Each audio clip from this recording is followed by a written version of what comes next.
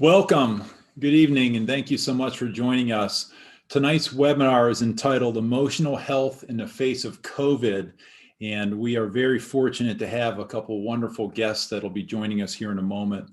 I want to dial it back to last February and March, and this global pandemic started with basically a news report on pretty much every news outlet, and we heard about this virus that had it seemed like the origins were starting somewhere in Asia, and more people were getting sick in that part of the world. And before we knew it, it was affecting some of our friends and citizens in Europe. And before we knew it, it was on our shores. And so we went from something that was on the news for a month or so to being in Washington State and Seattle area, and then suddenly in Maryland. And we went as a school from regular classroom instruction in January and February. In March, we went to spring break, and then we never returned to the classroom. We ended up going fully remote, and it was quite a shock to our system. As you recall, Gerstell did a wonderful job of transitioning and pivoting from classroom instruction to online remote instruction. And I want to take a moment and express my appreciation for our faculty and divisional administrators for that pivot that they led last spring. Moms and dads, thank you so much for being willing to transition and work with your children to ensure that a smooth transition from classroom teaching to instruction to being at home in front of a computer. Our IT team did a wonderful job with that as well. And so we are really grateful for how Gerstell Academy responded to the pandemic last spring. While we heard it in the news for months, it still took us off guard a bit, and just not really fully knowing what to expect and how it would influence and affect our lives. That transition to from the classroom to online at home Zoom instruction was challenging in many ways. Our students and our adults suddenly lacked consistent routines. That routine of getting up, showering, riding or driving to school or work, making your lunch, etc., all was sort of out the window, and instead it was exchanged with waking up, and in some cases, waking up just a few minutes before class. Some of you students know who you are, and showing up in class, and but not necessarily being fully awake and fully prepared. And that lack of routine continued through the spring. We didn't have those free periods or those extra help sessions that we normally could attend. We did some of those things virtually, but weren't able to do those like we normally would. The long hours in front of the screen, in some cases, a lack of regular physical activity, the loss of our end of year celebrations, our graduations, our different events that we have on campus, our spring sports. And again, it was just a total change in our routines. And what we saw at Gerstell Academy amongst our students and even some of our adults was some folks starting to struggle because of that loss of what we knew as our normal lives. And so tonight's talk, again, it's all about emotional health in the face of COVID. And it's all about how we build resiliency in the face of this pandemic and in the face of a loss, in some cases, of the normal social interaction that we have with one another, the change in our lives in many ways, and the fear associated with the unknown of what's going to happen with this virus and where it's going to take us as a community. Our guest speaker tonight is Dr. Jack Vaeth. And our moderator is Mr. Dan Gourley, our school counselor. Dr. Vaeth is a local psychiatrist, and he has offices in Hunt Valley and Annapolis. He has approximately 25 years of experience. I may be slightly off, Dr. Vaeth, I apologize if I am, but approximately about 25, 30 years worth of experience of working with adolescents and adults. His undergraduate work was done at UMBC, where he studied biology and psychology. He went to med school at University of Maryland, and he did his residency here in Baltimore at Shepherd Pratt. He and his wife, Mrs. Vaeth, have been members of our community since 2004.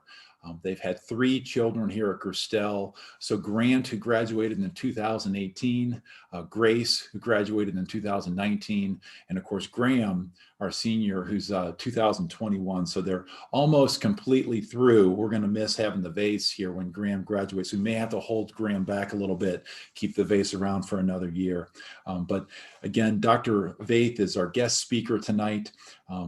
Mr. Dan Gourley is our school counselor. Mr. Gourley has over 18 years of school counseling experience. He's taught leadership here at Gerstell Academy. He's been a lacrosse and basketball coach and a wonderful colleague for many of us. Mr. Gourley and his wife live in Gettysburg, Pennsylvania, with their 2 children. So their son Max is in 12th grade and Reese is in 10th. And they're excited because Max, I think, has accepted a full ride scholarship to VMI, Virginia Military Institute, to wrestle and pursue his education. So here's what's going to happen this evening. We have a pre-recorded presentation that Dr. Vaeth and Mr. Gourley recorded late last week. We're going to watch that together. It's a bit of a watch party. It's about 30 minutes long. At the end of that, Mr. Gourley is going to come on and along with Dr. Vaeth, and we're going to do a Q&A session. We've got a couple students, Hunter Linton and Roy Smith, who are going to join us with some questions as well. And then I'll return back to sort of wrap things up at the very end. So please don't go anywhere. Feel free to take some notes on while you watch the webinar. And you may not be able, some of your questions may not be answered tonight, and that's okay. Jot those questions down. You may be able to follow up with an email to Mr. Gourley or your child's advisor. But we're excited that you're here to join us and enjoy this next 30 minutes as we hear Dr. Vaeth and Mr. Gourley present. Good evening. Thank you, Mr. Pelasco, for the introduction of our guest speaker, Dr. Jack Vaeth. But before we go any further, I want to put you on the spot, Dr. Vaeth. In your 17 years as a part of the Gerstell community, you've had children that have gone through here since 2004, I believe. Could you give us a special memory that you cherish that happened on campus at Gerstell Academy? Well, you put me on the spot, but you know, we have invested 42 student years in Gerstell. Or as I like to look at it, 42 tuition years in Gerstell. And it was the best investment of my life. And I'll tell you why. I have 3 kids and 2 of them are in college and they're finishing a year early because of the academic advantages that Gerstell offered them. And so what I like about Gerstell, it's not just a plethora of memories made in the lower school years, the middle school years, and the high school years, but it's memories that actually go beyond the campus, Dan. And so I look at what Gerstell has done for my kids in the past and all the funny stories, but what I also look at is what it continues to do.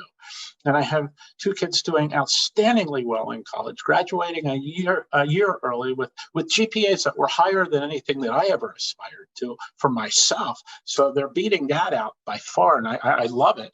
And I look at Gerstell and I go, I don't think it could have been done without Gerstell. We live in northern Baltimore County. It's the hubbub of private prep schools. I can look out my window right now, honestly, and probably see 2 of them. Okay, that's how close. We passed those schools to come to Gerstell because when I looked at the website in 2002, I said, this is too good to be true.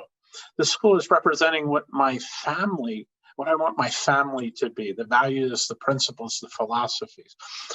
And so if I can express appreciation back to you and the community of Gerstell, and certainly the faculty and staff and Dr. Smith for what he's done for my family over a lifetime, because when you buy in to understanding the principles and philosophies of the school, it pays off for years to come.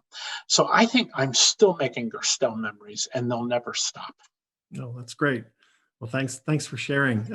Your kids are phenomenal, and they make it easy for the teachers. So, okay. So tonight's topic, emotional health in the face of COVID. For the past 10 months, we've been riding, it seems like a roller coaster of the unknowns of information and the ideas of change. And what's in store for us tonight? What can you share with us? I thought we'd design something on our own. Medicine and life in general is full of threes. You spend a third of your life sleeping, a third of your life doing work or schoolwork, and a third of your life, hopefully, in leisure activities, hobbies, interests.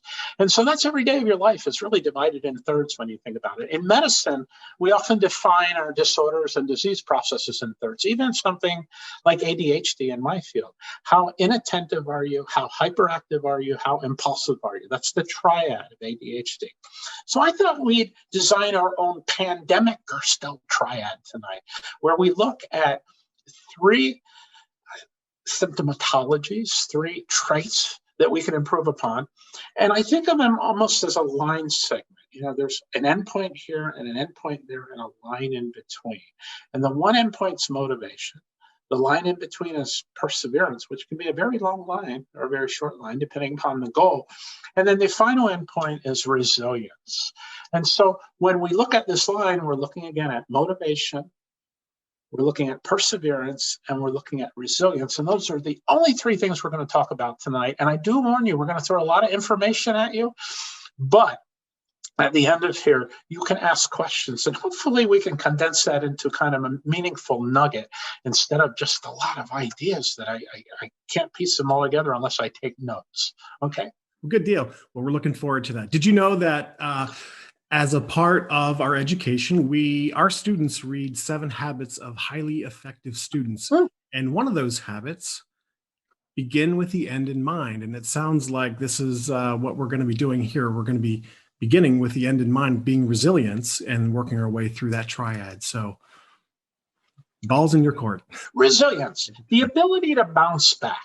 I like short definitions. I can't remember long ones. The ability to bounce back. Bounce back from what? Adversity, trials, tribulations, failures. What's bounce mean? The ability to adapt. So we're adapting to adversity. We're adapting to failures in our lives. We're able to overcome the obstacles of life, learn something from them, and get better as a result. So this is a nice way of saying, really, be courageous in the face of adversity to some extent. So the question is, who's really good at this? Like what type of person? And sure, I could list 10 or 15 traits, but I'm going to really keep it short and say, right off the bat, I'm going to use a word you're going to hear all night long and say, okay, I got it. Optimist. Optimistic people tend to be very resilient. They're striving for a positive attitude and being civil at all times. But what they're really doing is saying, I know I can. No one likes a pessimist. No one likes a negative thought process. No, they're not funny. They're not fun to be around. You actually dread a pessimist. So optimists are not just charismatic people, but people who are really resilient and able to say, oh no, I've had more failures than successes. That's why I've been able to succeed this time. This word sounds like psychobabble, but it means a lot. People are not just optimistic who are resilient, but they're emotionally well-regulated. It's like self-actualization. What's that really mean? I'm not an overreactor. When something goes wrong, I take it in stride. There's not a lot of drama in my life. I realize I will fail. I realize I can pick myself and brush myself off and start all over again if that's what I have to do. So these are not particularly fragile people. We live in a very overreactive, fragile society. We're afraid to step on people's toes, say the wrong thing, walk on eggshells. People who are resilient can handle that. They're not fragile, and they do bounce back, and they don't overreact. So they're very easy people to be around because, quite honestly, they're pretty hard to ruffle their feathers. They take full responsibility for their actions, their failures, and the consequences of those. So, trait number 3, optimism. Emotionally regulated. Trait number 3, these folks learn from their failures. What they say is, it's like failure is a constructive critique. It's like positive feedback. The more I fail, the more I'll succeed, because isn't failure a sign of success? Because it teaches me, don't do that again. But what we often do, those of us who are not particularly resilient, we fall into rumination. Rumination is a nice word of saying regurgitating. I can't digest my failures, so I keep bringing them up. I think about them constantly. I worry too much, and now I'm negative. So tonight I'm going to pick on a few people. And I'm an equal opportunity employee. So I'm going to pick on parents, I'm going to pick on students, and I'm going to pick on staff and faculty, which we can't wait for. That'll be the best part, right? Cover it all. Picking on parents. Freud picked on you. So I feel like I'm in good company. 120 years ago, Sigmund Freud said, domineering mothers ruin children. I'll say, okay, let's not pick on mothers. Let's spread it out a little. I would say overprotect parents, or permissive parenting ruins children. And so what we see is parents who are privileged, and maybe they didn't come from that background, who are jumping in front of the kids and saying, I'll take the bullet for you. I don't want you to experience stress or failure. I'll get you out of this. Don't worry. And they grow up to be kids who are so fragile. They're coming in my office in their early 20s and mid 20s, and they can't handle things that should have been digested at the age of 12, 13, or 14. So these fragile folks were really overprotected by parents. So point to parents. Don't overprotect your child. They need to learn failure. They need to learn stress. They need to learn to deal with anxiety. They need to know what it's like to not have a perfect world. The helicopter parenting thing never worked. We always knew it didn't work. We made fun of it, and we made fun of it because it was ridiculous and ludicrous when you thought about it. Moms and dads can't jump in and do everything. And if I was a faculty member, that parent would drive me crazy. That's why I'm not on your faculty, I suspect. So if you are prone to failure, A, I failed. Forgive yourself. You're supposed to fail a lot. B, if you want to go back and try again, go back in little bites. I'm fortunate in that I make money on weekends playing music. So allegedly, people think I'm good enough to pay to play music. But in second grade, a music teacher told my parents, this kid has no musical talent. I taught him all the notes on the guitar, and I put Twinkle, Twinkle, Little Star in front of him, and he couldn't even play the first measure. And rather than quit, I was fortunate enough to have my mother, now Freud's all over this. Oh, he's talking about his mother. This is great. My mother said, let's just learn a measure at a time. So day one, I learned dun, dun, dun, dun. Day number two, dun, dun, dun, dun, dun, dun, dun. By day 7, I was a virtuoso on Twinkle, Twinkle, Little Star. So what I learned was, man, here's a music teacher telling my mother I have no musical talent, but when I do it in little bites, I can put it together. That's how I want you to approach your failures. The last thing to remember is if you can journal a failure, pick up a pad and say, this is how I failed. This is why I failed. This is what I should do next time. And next time is going to be next week. And you go, why is it important to have on paper? Because everyone has a passing thought of how to correct something. But when you're taking all these tactile senses of touch and hearing, you're talking to yourself, you're seeing, you're really encoding your sensory output to do well. And so, in essence, when we have individuals who are very motivated, they've learned how to fail, but still get up and move forward. And so we call this resilience. And this is the end point. Remember, we're starting backwards. I do everything back. I even do my psychiatric interviews backwards. I don't say, so what brings you in today? I go, what are you here? What are you all about? I don't care why you're here. But I just want to, what do you do? What do you do in your spare time? Where do you go to school? So I like to do things backwards. So our end point is resilience. Our middle is perseverance, and the other endpoint is motivation. So, well, it sounds like what's important to our students at Gerstell as part of our Gerstell value system. It's important that we want our students to become better self-aware and better with their critical thinking skills. And it sounds like even through failure, whether it's writing down and being active, taking action to write about your failures, that's a part of the process that is that resiliency process that can build us back up. So, okay, that's the end point. What's the beginning point? So this is where most people would have started the lecture. Sorry about this. Motivation. I don't like the definition, but I'm going to give it to you anyway. It's putting into action our desire or willingness to do something. Well, if I desire to do something and I'm willing to do something, that's awfully easy. That's like saying I'm motivated to eat dessert tonight. So I don't even like the definition of motivation. I would say motivation is actually putting into action something you don't feel like doing and you don't find particularly easy, but you do it anyway.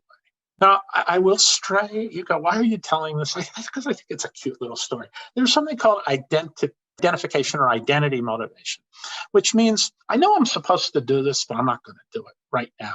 So that's the old, identity motivation, I haven't done it yet. I'm going to get to it. I call that husband motivation. Every wife in town knows, oh, yeah, I know what that means.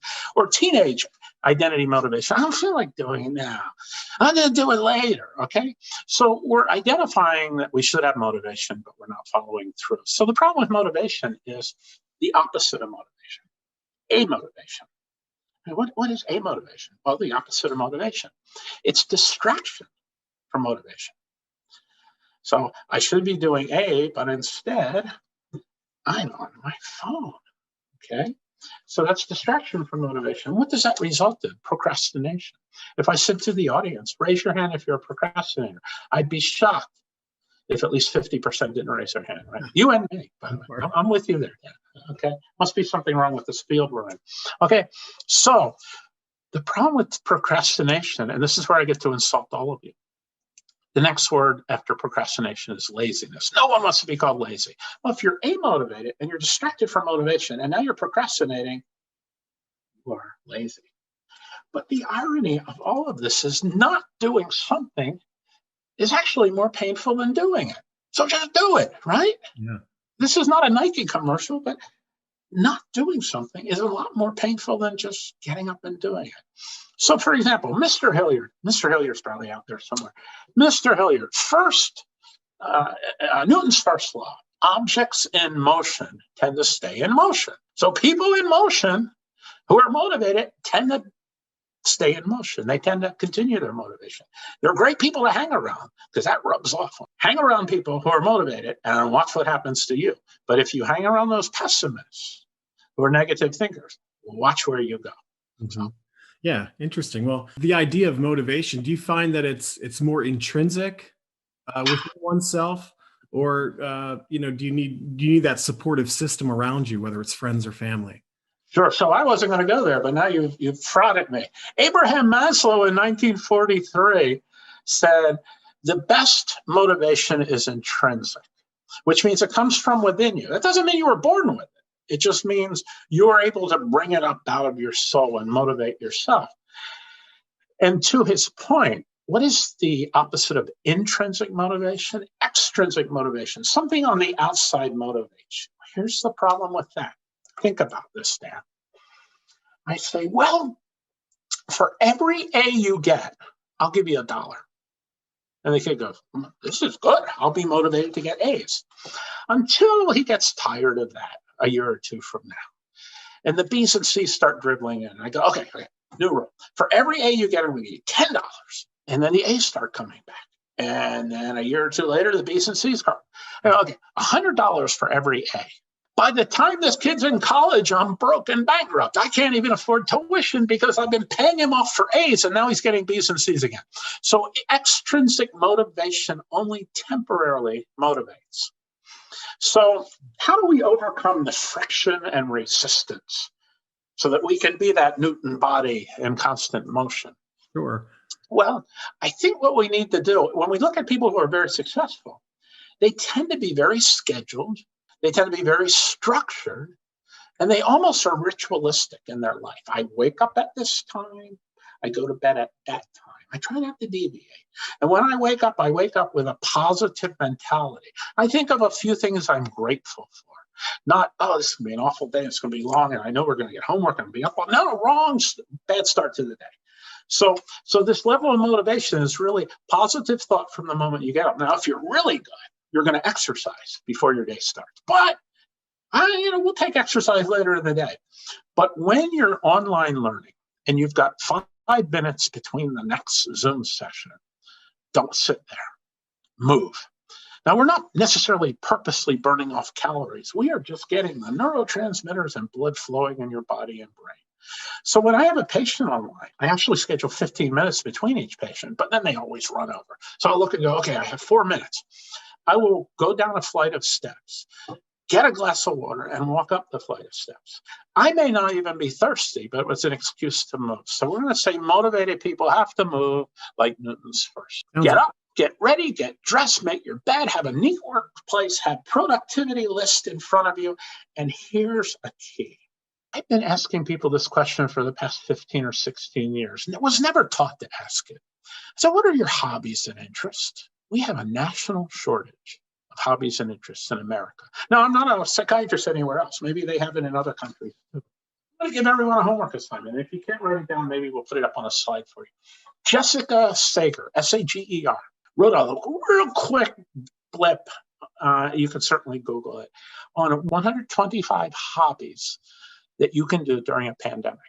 So you're going to find yourself a new hobby, a new passion, new interest, because when you're not productive and working hard, we want you to be engaged in something that's fun for you, not boredom, not binge watching once again in your life. Boredom can't exist in your life, and I'll tell you why.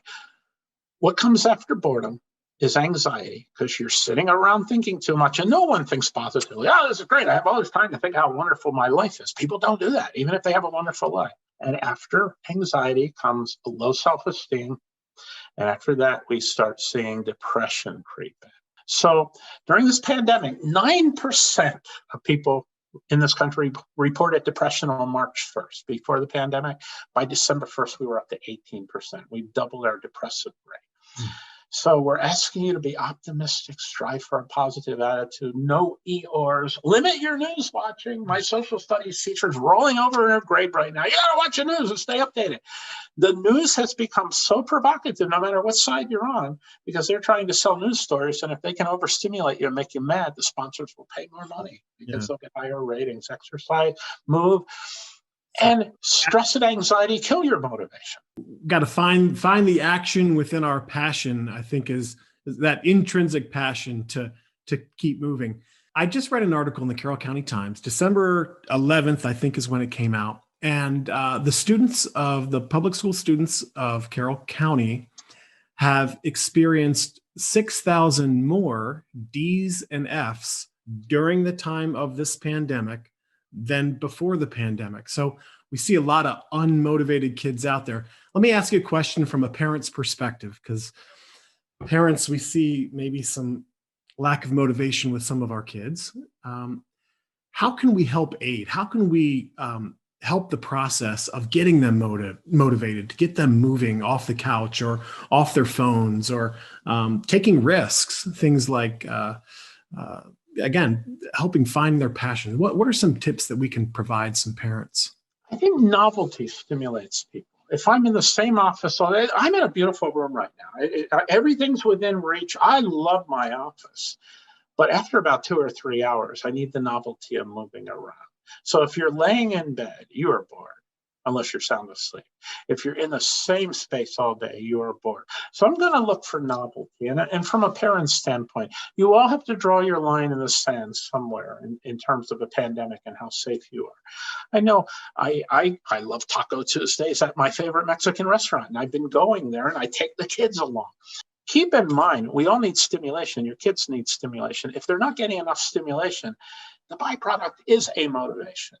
And somewhat related to the motivation, I do want to pick on teachers for a minute, because I've already told you students, man, you're lazy, you're procrastinating, you're awful, you need to get off. Okay, teacher time. Now let me pick on teachers. There's something called a personal interest, and there's something called a situational interest.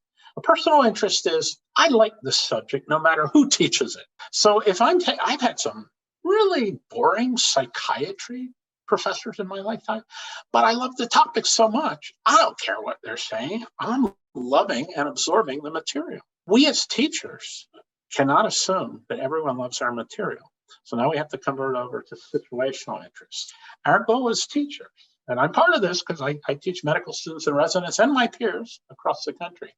Our goal as teachers is for them to say, I like the way this subject is taught, not I like this subject. It's a natural bias that if I love psychopharmacology, my audience loves psychopharmacology. I'd rather them say, I'm sure I like psychopharmacology, but I sure like the way he teaches it. So there's something we call the boomerang effect. If I, as a teacher, give meaningless busybody assignments to fill voids in students' lives, that's going to boomerang back at me, and I'll get meaningless responses and acting out from students who realize this is not a worthwhile or worthy project. So I really have to stimulate the interest of my students, not fill voids because it's a pandemic and they have spare time. In my lifetime, I was thinking, In elementary, well, now, pardon me, I didn't go to a private school. So I'm like Baltimore County public education. I don't know what that means, but I had 2 teachers in elementary school with a huge amount of charisma. 0 in middle school, 0 in high school, 2 as an undergrad at UMBC, 0 in medical school, 0 during my residency. I have met 4 teachers in my life who I would say were charismatic and life-changing for me. So we cannot expect all teachers to ooze charisma because it's a rare trait. But if I'm teaching in 3 dimensions, I can be a lot more interesting. I can say, Rory, Abby, Haley, Zoe, Allie, what do you think of this? What do you think of that? If someone's daydreaming, I don't have to say, stop daydreaming. I can go, and I can pull you into the conversation. Online, I have to use every ounce of charisma and interest I have. And so teachers have a really difficult task here. We're asking you to be a television star. And have you ever met anyone that was funny and charismatic and you put a TV camera in front of them and they were like, and I go, wow, this guy is great until he goes on TV. He cannot handle a camera in front of him. Every one of you teachers, we're asking you now to become a television star. And if you were that good on TV, you wouldn't be working as a teacher. You would be on TV. So you have quite a task in front of you, and you've got an audience that you have to entertain. So good luck to you. Yeah, it can certainly be draining, but I feel like we're up to the challenge with that. You know, especially during these times of uncertainty, just providing some form of hope within our lessons, just to kind of help motivate the kids. So now we're motivated. And we want to eventually become the resilient, but it seems like perseverance is the next step to consider. As we know, perseverance. Well put, Dan. So we've got 2 endpoints, right? We've got motivation and we want to be resilient. How do we bridge that gap? And this is the toughest one because it's often the longest one. I may be able to motivate myself and come up with an idea, but can I stick to it? And if I stick to it to the end point, then I am resilient. So now we're doing the hardest part, the middle point.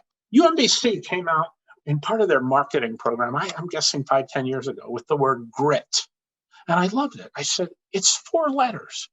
And even if I didn't know the definition, it sounds like the definition. Grit. What is grit? Grit is achieving despite obstacles placed in front of you. You can face and endure life's challenges. You can, as they say at Gerstell, LEADER, SHIP, you can persevere. Okay. Here's an amazing thing, Dan. I did not learn this in my training in behavioral science. I learned this in my training reading a business textbook, and I wasn't even taking the class. There's a chapter on uncertainty, and it said, if you're going in business and you can be comfortable with uncertainty, you will be very successful and make a lot of money. I thought, what about behavioral health during uncertain times, like pandemics, for example?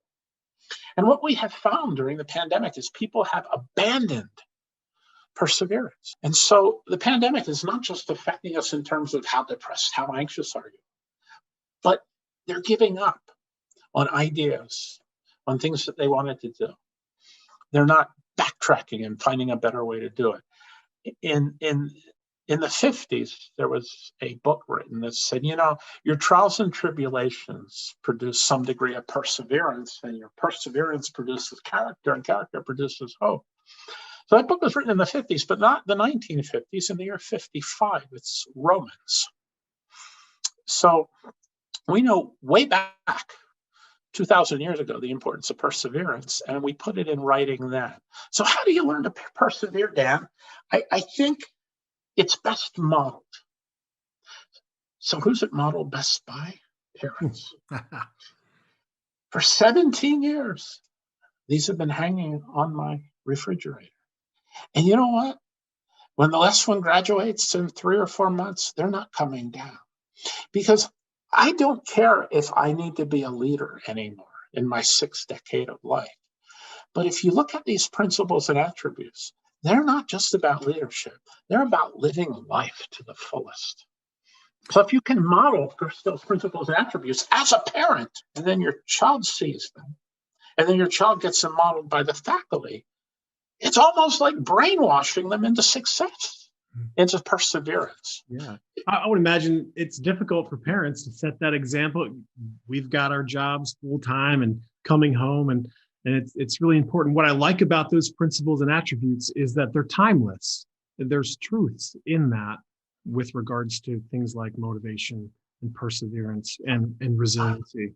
So true. When I look at the portrait leaders, whether it's Henry Ford or Thomas Edison or Abraham Lincoln, what I see is guys who failed a lot more than I ever did, which is why they're so darn successful. Yeah. So they know the next time how not to do it. It's like, what doesn't kill you makes you stronger. I mean, I'm getting so desperate here. I'm quoting Kelly Clarkson. This is kind of but the chief of positive psychology, the father of positive psychology at University of Pennsylvania, Marty Seligman, said, unless you're a genius or something, you cannot outpace your competitors unless you can out-persevere your competitors.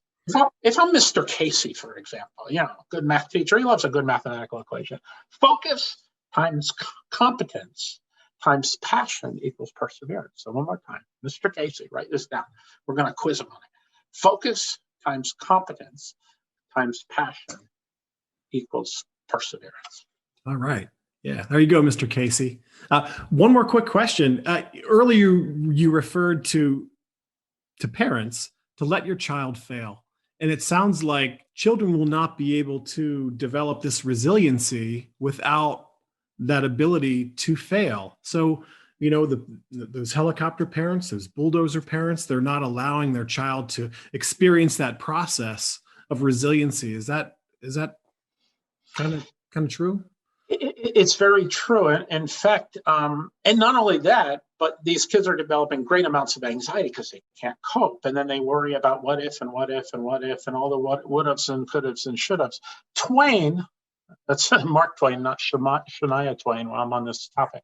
He said, I've suffered a great deal of catastrophes in my life, but most of them never happened. And we're looking at studies that show 99% or more of what you worry about never comes to fruition.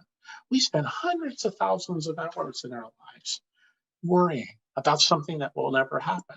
So if we go back to that mathematical equation, if we can focus on our goals, we can minimize our distractions, and we can stop worrying, we'll have a lot of time to become competent, focus times competency, in a skill set by developing self-discipline and practice. You can't walk on a ball field and hit a home run. You have to have Mr. Proclumba work with you so that you can hit that home run. And so instructing others is a key. And you heard me mention before. So we've got perseverance equals focus times competence times passion. I said, remember, there's a national shortage of hobbies in this country. Really what I said was there's a national shortage of passion in this country. And if I ask my patients, oh, well, I tried to do whatever. I go, wait. Try to touch my finger. And I hold my finger out. I don't do this during COVID because Dr. Fauci would put me in jail. But I'm just saying. And I said, try to touch my finger. And they approach it. I go, no, try to touch it. Try to touch it. No, you're not touching it yet. Try to touch it. And then they touch it. I go, no. I said, try to touch it. They said, I can't. I said, that's because there's no such word as try. Either you can do something or you can't do it. Either you can touch my finger or you can't, but you can't try. And so try is a nice word for saying, I can do it. Yeah, that's great. I'm not a big fan of saying I can't. And I tell my children, it's difficult for me to do, but I can try it. Sure. Well, Dr. Vaeth, do you have any final thoughts, anything to leave us with here before we sign out? Sure, because if I stop right now, although I promise you only 2-3 sentences left. If I stop right now, you'd go, boy, you said a lot. I kind of got it, but I wished I had a copy of it or something. I go, no, I don't keep copies of things. I don't do slides. I'm sorry. But here's an analogy. And I think if you kind of heard this might do it for you. It's time to go on a trip. So what do? You have to pack. I don't think packing's fun. Oh, what shirts do I take? What socks? Oh my gosh, do I have enough shoes? Where do I fit? I have to fold them a certain way. I hate packing. If anyone likes packing, I'll pay them to do it for me. So I pack my suitcases, and everyone packs their suitcases, and we strategically place them in the car. That's motivation. Now, we start the engine of the car, and we're driving for the next 3 hours to the beach if you're going to Delaware or Maryland Beach or 5 hours if you're going to the Outer Banks, or 8 hours if you're going to Myrtle Beach. That's perseverance. So you thought 30 minutes of motivation was bad. Now you've got 3, 5, or 8 hours of persevering in that car. Are we here yet? Can we stop at McDonald's? What about Dairy King? But when you persevere, the end point is resilient speech. You have succeeded. Motivation, perseverance, resilience. Well, Dr. Jack, thank you. It's always a pleasure. And we look forward to having you give us some golden nuggets on the live performance on February 3rd. So, oh, great. Well, thank you. Thank you. Thank you very much, and take care. Okay, bye-bye. Take care.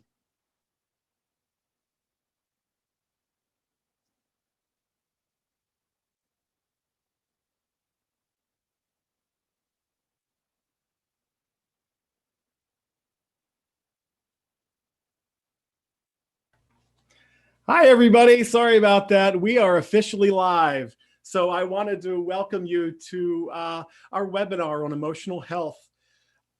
To be clear, this is live. So whatever we say, it's like going back in the olden days there, Dr. Vaeth. I'm Mr. Gourley, by the way. And Dr. Vaeth, you didn't happen to fall asleep with the keynote speaker, did you, that last 33 minutes? That was the longest 33 minutes of my life. Oh, my goodness. Don't do that to me ever again. All right. Well, let's jump right into it since we're on a time schedule here. Earlier, we referred to the Carroll County Times article about unmotivated students.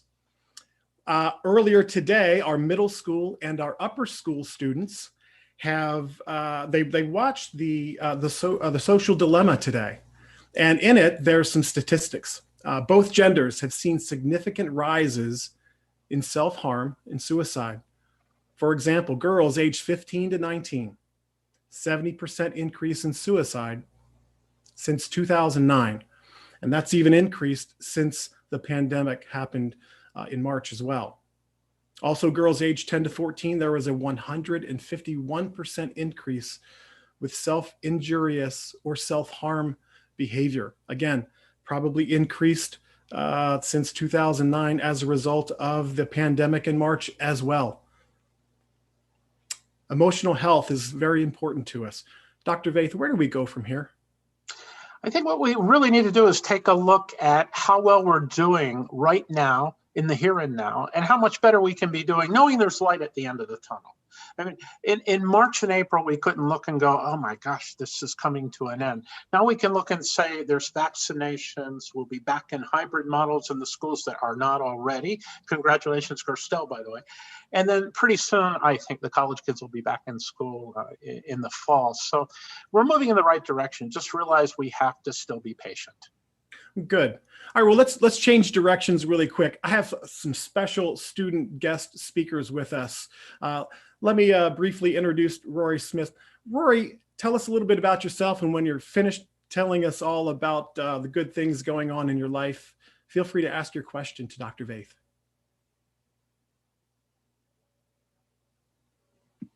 Hi, thank you for having me. Right now I'm a senior at Gerstell, and I'm just trying to navigate the college process and figure out, where I want to go and what I want to do. But for now, I'm just kind of excited to finish out the year at Gerstell. Dr. Vaeth, my question to you is, I often find myself going through phases of being super motivated, super proactive and driven, and then suddenly it just changes and I'm lazy. And, my question to you is, how can I keep a consistent motivation? Well, Rory, first off, you just violated Newton's first law, objects in motion stay in motion. So we're going to give you another year with Mr. Hilliard before college to kind of straighten out that issue. But seriously, let's think about what is motivation chemically. Motivation chemically is a surge of dopamine, a very important activating neurotransmitter in your brain. The dorsolateral prefrontal cortex down into the nucleus accumbens, you're focused, you're concentrated, and you're motivated. So the question, Rory, is, Dr. Vaeth, how do I get more dopamine in my life, especially during those sluggish times? And the answer number one is exercise. The answer number two is more exercise. And the answer number three is even more exercise. And let me tell you why. You get a surge of dopamine immediately during and at the end of exercise. Take the most boring material you have immediately after exercise. I don't even want you taking a shower, Rory. I want you going sweaty right into the work. Yeah, something god awful boring like human geography or something. No, just kidding. I'm just kidding. But so whatever you deem as boring, sit down with it and do it then, because dopamine is surging. And it's only going to surge for an hour, hour and a half, and then it's going to start settling down. And so take full advantage of exercise, exercise, exercise. It goes without saying, obviously, sleep between 7 to 9 hours in adults, and in kids your age, I would head towards 9 and even 10 when you get the opportunity. Your brain is still growing. Hunter's is done growing. Yours is still growing. Yeah. Thank you, Dr. Vaeth. Have another special guest student speaker. His name is Hunter Linton. Hunter, tell us a little bit about yourself. And again, when you're finished, ask Dr. Jack some questions. All right, everybody. Like Mr. Gourley said, my name is Hunter Linton. Like Rory, I am a senior here at Gerstell, and this is, gosh, my 10th year. Time flies. But I want to get straight into it. I got a question for Dr. Vaeth. Big word around campus around this time of year is senioritis. Of course, COVID has made that an even more challenging situation. So what would your advice be to all the seniors out there who are dealing with procrastination, or just any students at Gerstell in general who find that they are unmotivated in these strange times? All right. Well, what we see, Hunter, now is two words you brought up: senioritis and procrastination. Remember, procrastinating is much more painful than not procrastinating. You put worry, thoughts, and time into procrastinating. Just doing it and getting it done is important. So eliminate that pain from your life. But let me paint a different picture. Hunter, you're running a 26.3-mile marathon. And you're just putting all out. And at about mile 25 and a half, you decide, what the heck, I think I'll walk the rest of this. No sane human being would do that. You have just run 25 and a half miles. You can sprint the rest if you have to. So that's what we're going to ask the seniors to do. Let's face it, seniors at this point, especially at a leadership academy, can show a little extra effort and go all out. Don't mar the end of a record. I was thinking of a time in med school when I was on a rotation and I hated it. And this was a little obnoxious. I wouldn't model me, but I had a little number on my badge, the number of days left, and I kept changing it. And finally, one of my professors said, "That number on the side of your ID badge." I said, "It's the number of days I have left here." He said, "You don't like it?" I said, "I hate it, quite frankly." And he was, I can't believe you did that to me. But what I was doing, and what I'd rather you do internally, is count down the number of days left so that you know you're about to make another milestone, graduation from a very impressive high school and moving on to a very impressive college. So you can turn your direction, good closure, not ambivalent closure, because I didn't end strong, and move on to college. So end on a high note, Hunter. Don't slack off. All right. Good question. Good question, Hunter. Let's ping pong back to Rory now. Rory, you have another question for us? Yeah, so my next question is that we talk a lot about the negative psychological effects of technology, especially because of COVID. But in your field, have you found that there were any positive psychological effects through technology in teens and adults? Well, what we're seeing is the practicality of technology. So Rory, you and I are head of a college, and we can offer 100,000 students online learning or 15,000 students residential learning. We want to make a lot of money, especially since we lost a lot in COVID. Which one are we going to pick? That's a great question. I know. So let's say it's both. And I'm going to say, okay, Rory, if it's both, you're going to make some money off the dining hall and the dorms with the residential students. But we're going to make pure profit off of 100,000 online students. So the model of the future in colleges will be, how many credits can we get you to take online, even if you're living on campus? So my son right now is coming into the last semester of college, 21 credits, 15 online, 6 hybrid. He could have done all 21 hybrid, but how do you fit it into the schedule and make it work? That's the beauty of online learning. So if you can conquer online learning now, and get used to it and delve into it. That is going to be your learning of the future, whether you like it or not. So the positive benefits of COVID is that's where you were headed anyway. Learn it now. Yeah. All right. Thank you, Rory, for that question. Very insightful. Okay, Hunter, last one. Let's round it out here.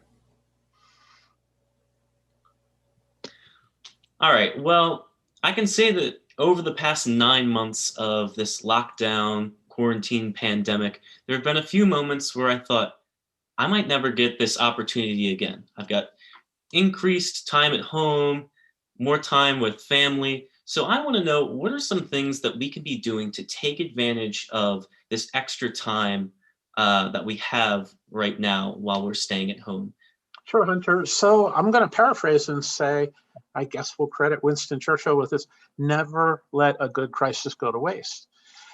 And as a leader, you want a good crisis. That's where you're going to catapult to the front. So if anyone ever says, well, I've got senioritis and this is a strange time, and I feel like I'm just not getting enough done, I would say you missed the whole concept of Gerstell. Leaders don't falter in these times. So what can you take advantage of? Hunter, eventually you're going to leave home and go to one of those schools you got accepted to. You're going to be homesick for a little while. I want you to be homesick. That's healthy.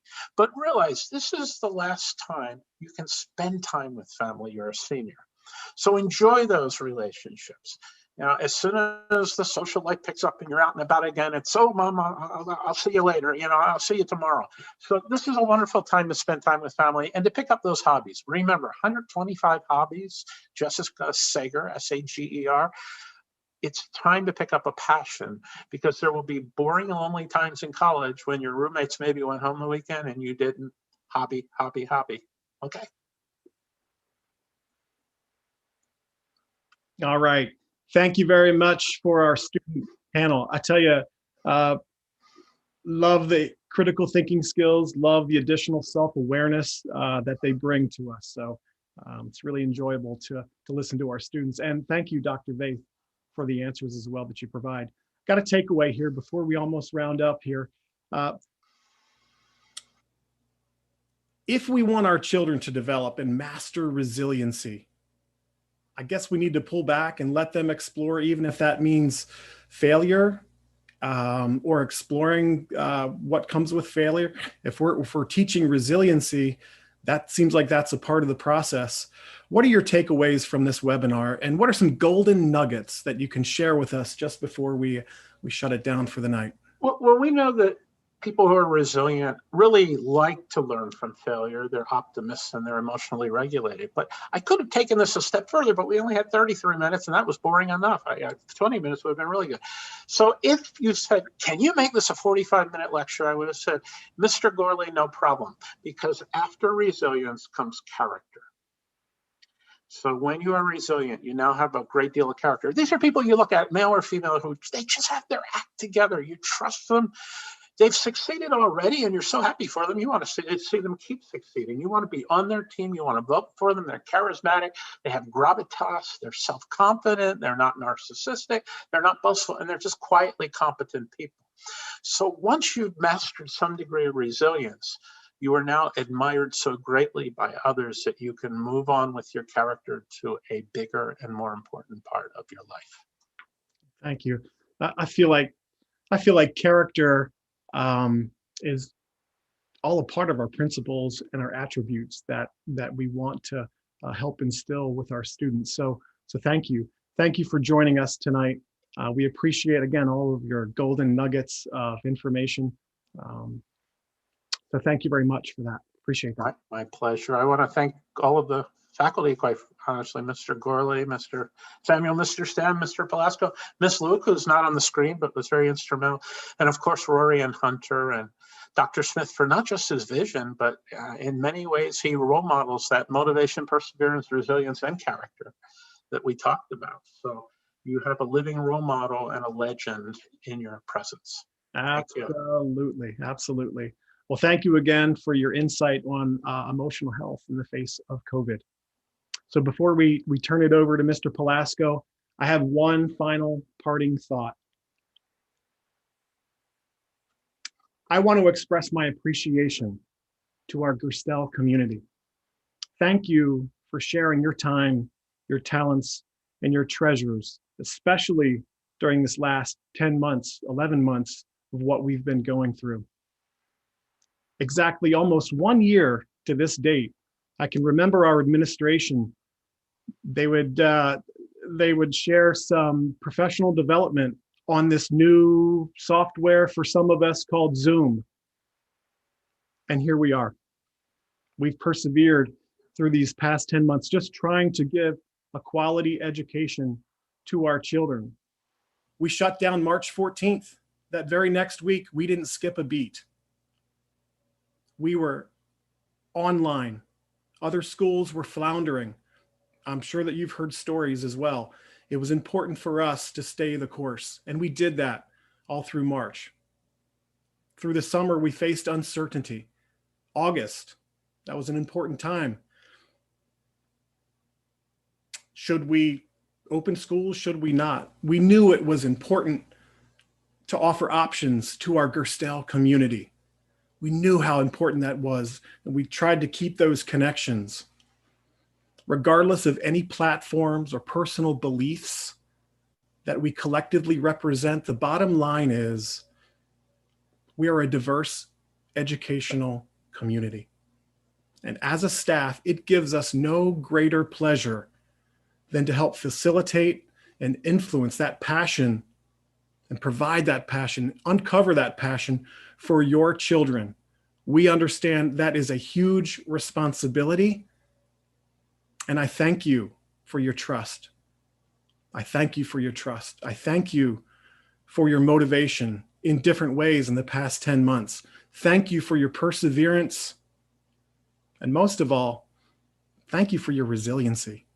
It's been difficult. And I know around the corner, if we just possess more hope, we're going to turn this corner. And it's again, we have no greater pleasure than to offer our services to help make sure that your child works to reach their full potential. That's the payoff for all of our staff here at Gerstell. So that's pretty much all I have. I just wanted to say thank you. It's very difficult, and you've made it a whole lot easier. So thank you very much. Take care. Mr. Pelasco, back to you.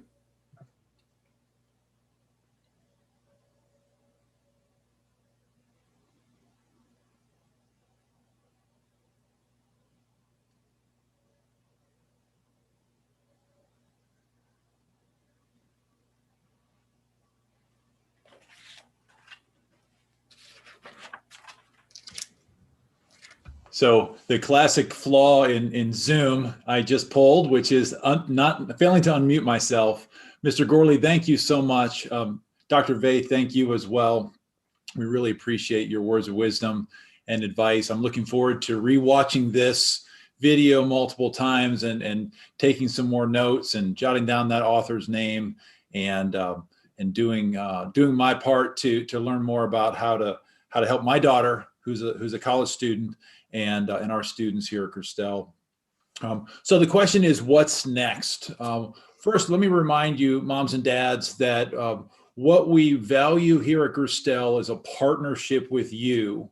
And we see that as partners seeking things that are in the best interest of your children. So please communicate with us. If you see issues or you have concerns, please share that with us, and we'll do the same with you. But we really believe that partnership, that open line of communication is really important. Encourage your sons and daughters when they're experiencing things. They could be academic, they could be related to social emotional issues. Encourage them to seek us out as well.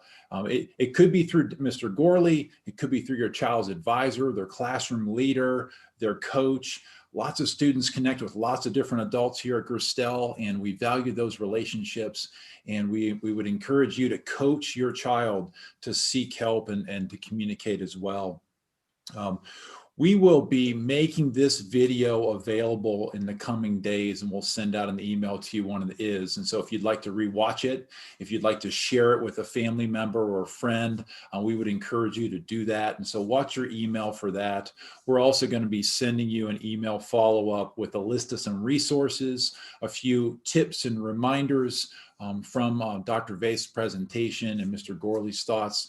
And so look for that as well. We're excited to share that with you. I'd like to take a moment and express appreciation to a few folks who made this possible. Again, a big, huge thank you to Dr. Vaeth. We love having you and your family as members of our community. Your expertise is just blows us away. Very accessible to those of us that don't speak the language, but it could always use the help and the tips that you provide. Mr. Gourley, thank you so much as well for facilitating and moderating and helping to schedule all this and put it together. Thank you to Mrs. Mary Luke, our Vice President and Director of Admissions. She was sort of the brainchild behind all of this. We really appreciate you, Mary. Shane Stem, Reggie Samuel, and Michelle Molesworth, or our IT team behind the scenes, making this all possible. We really appreciate everything you all have done for us. Hunter and Rory, you guys are great. We loved having you participate in this and sharing this experience. Thank you both so much. Wish you the best of luck finishing out your senior year, finishing strong, and then going off and pursuing your passion at your university of choice.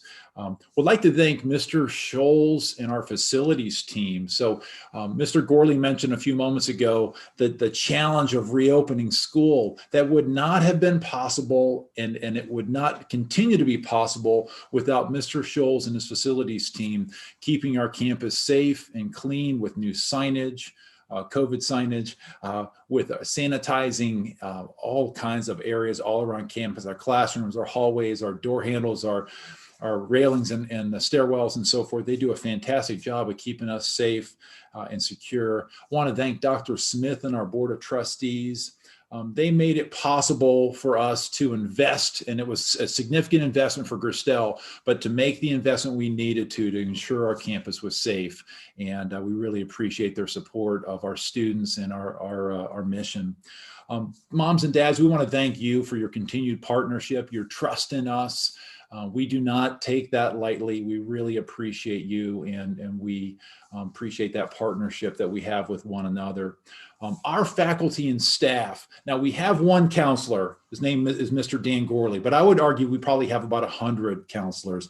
Our teachers, our advisors, our coaches, our staff members love your kids and want the very, very best for them, just like you do.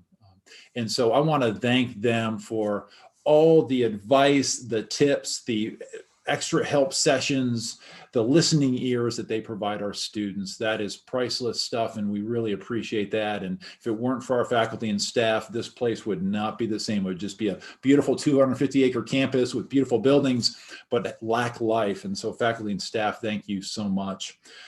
Lastly, and this goes without saying, but it is huge, and I want to thank our school nurse, Mrs. Linda Valadon. If you have had any questions at all this year about our testing or campus safety or so forth, you've probably spoken to Mrs. Valadon. She works basically 7 days a week, every week, all 168 hours a week. She's helping Gerstell keep us safe, ensure that if there are any issues or questions about the pandemic or exposure, that she's helping students isolate and working with families, and she's in constant contact with our health department. In fact, just this past weekend, we had about 50 members of our community, faculty and staff, received their first vaccination. That's thanks to Mrs. Valadon. So we really appreciate you, Linda, and our entire team. Again, you'll be getting an email from us in the next day or so, sort of summarizing some of the things you heard in tonight's webinar from Dr. Vaeth and Mr. Gourley. Again, huge thank you to those two gentlemen for sharing their expertise and their love for Gerstell Academy. We appreciate it. We hope you have a fantastic night. And remember, again, we're here to partner with you. So just communicate with us whenever you need anything at all.